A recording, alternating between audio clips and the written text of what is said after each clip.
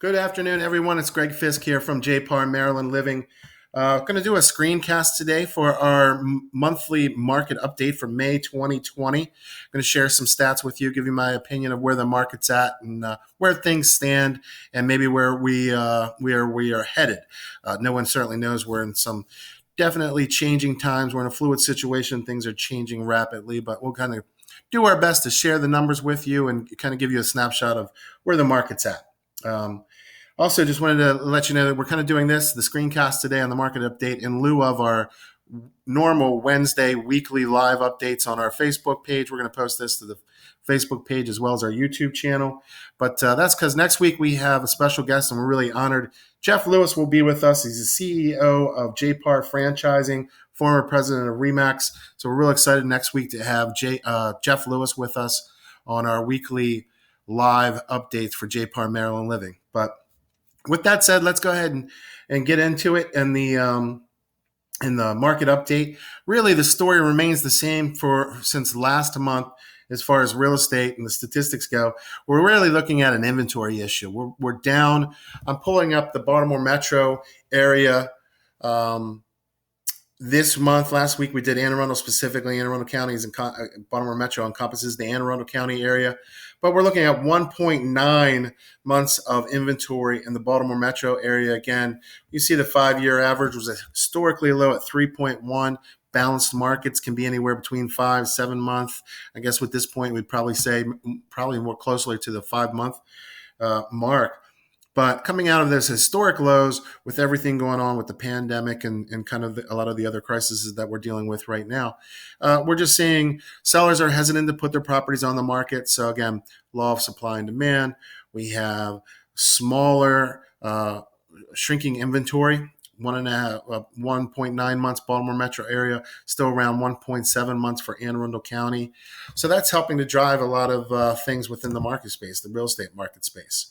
We can click on, look at some of the pricing trends. The median sold sales price for the Baltimore metro area should be around 295.5 or around 300,000 last month. But it's almost a percentage up year over year. Again, it's that the low inventory levels are driving that price point. Keep hedging it up a little bit more and a little bit more. So that's what we're seeing. In Anne Arundel County, I think we're at 365 for the median sold sales price. You've got some outliers there, but again, that's about what you're looking at in the Baltimore metro area. Pricing ratios, again, another reflection of that inventory level. Last month, Baltimore metro area was the same as Anne Arundel County, 100%. We dipped down a little bit, 99.5%. Again, up a little bit every year. The market's been tight. It's been tight for a while. So homeowners, home sellers, I should say, if the property is priced right, staged well, they're getting pretty much sold price to what the original list price is. Again, that's a reflection of some of these inventory levels that we're seeing very low. Seller's market in that regards. Days on market, going to see more of the same. We took a nosedive coming out of February in our spring markets, 12 days last month, 15 days, just a little over 2 weeks in that in the Baltimore metro area. Again, if your home is priced well, you've done well staging it, your agent's done a good job getting the photos for you, and it's properly placed on the MLS, you'll have a contract, multiple offers probably in this situation within the first week, because that's the median average right there. Supply and demand, we already looked at that. We're looking at 1.9. Again, days on market, pricing ratios, market activity, closed sales. This is one thing we're going to take kind of keep our eye on. We saw coming into, or out of, I should say, the winter markets into the spring markets, we take our seasonal dip, which is very normal. And we started to see a slight spring bounce prior to everything happening. The month of March was kind of split in half with the lockdown around here in the Baltimore metro area. And then, of course, the seller hesitation, we never saw the bump in inventory we normally get for the spring market. So I think things are going to be pushed out into the summer months. Maybe we'll see an elevated fall market bump. Again, things very fluid. Depends what we're going to see in the news.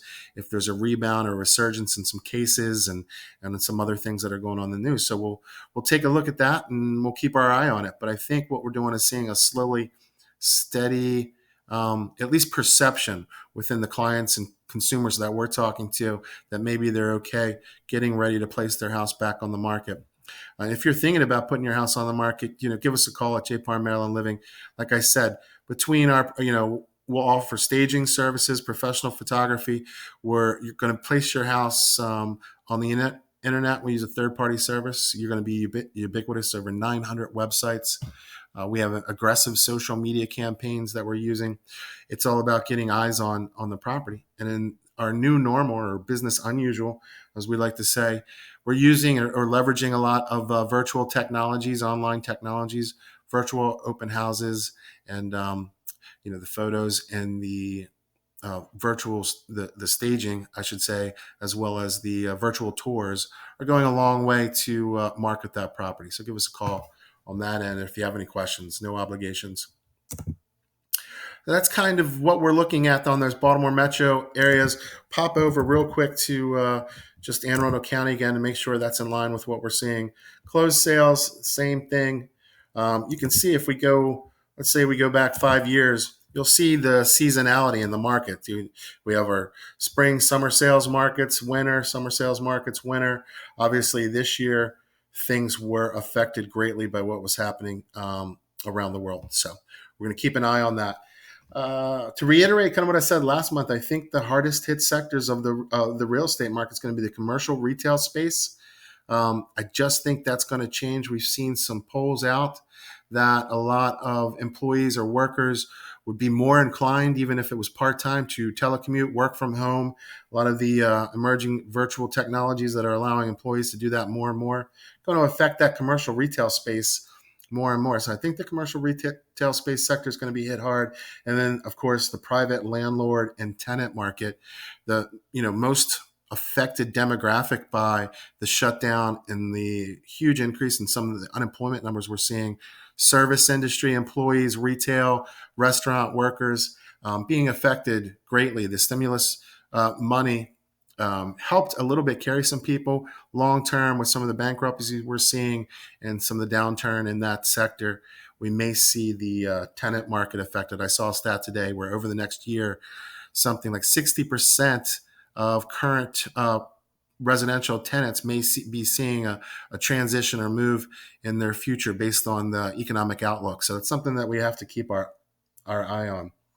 Again, the number one story is inventory, low levels of inventory. If you're thinking about selling, let us know, give us a call. Like I said, we'll share some of the information, take a deeper dive on the stats and the numbers that we're looking at. No obligation. And then, of course, even if you're thinking about buying with the market where it's at and the inventories levels that are low, take advantage of some of the properties that aren't on the market yet. We have coming soon properties that aren't listed on the MLS are available per se through the internet that we can share with you.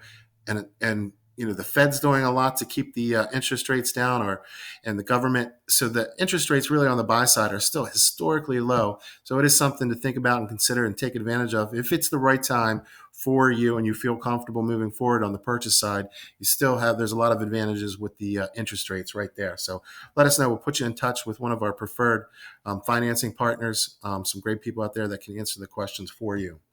So again, Greg Fisk, JPAR Maryland Living. If you have any questions, drop them in the comment section below. We'll post this on our YouTube channel as well, or just give us a call, 410-260-0202. Hope everyone's doing well. Stay safe. Thinking about everyone out there. And again, next week, look forward to Jeff Lewis, the CEO for JPAR Franchising. Until then, hope everyone stays well and take care. Have any questions, give us a shout.